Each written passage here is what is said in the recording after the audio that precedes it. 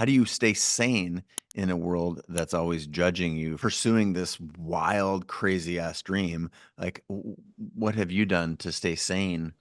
It's with this weird inner voice that you have. This, we're all born with an instinct, right? And I think some of us lose that more and more as we Mhm. get into society, right? So again, part of my ideology is I was recognizing that I was losing my own voice, whether it's through relationships, through business relationships, and as you said, now we live in um, a very precarious society.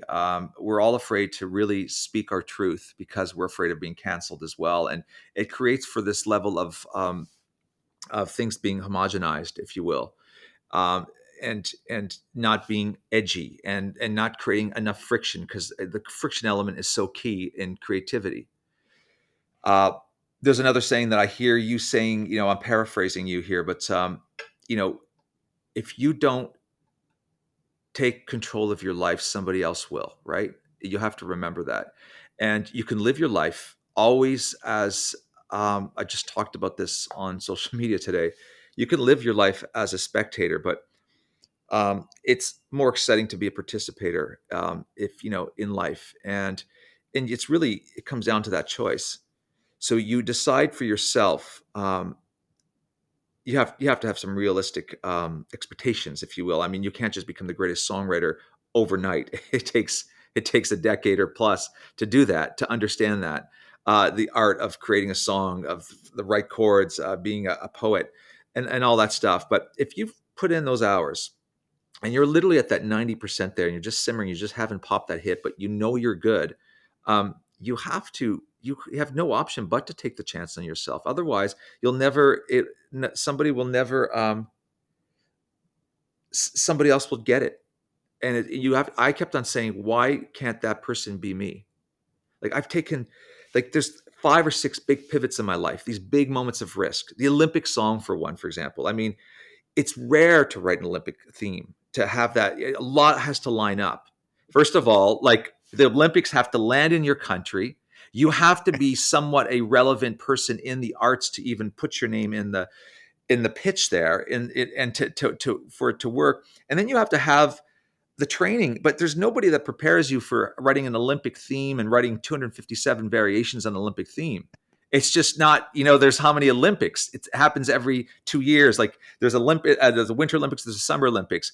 And a lot has to do with too where you are in your age, in your career. I mean, there's a stamina that required. It took me 2.5 years to do that theme. But I kept on saying to myself, if I don't put my name in there as a pitch, and I was so sure of the piece of music that I wrote that was going to be this epic piece of music in Canada, um, I said it's going to go to somebody else. So what harm? What harm is there in believing in yourself?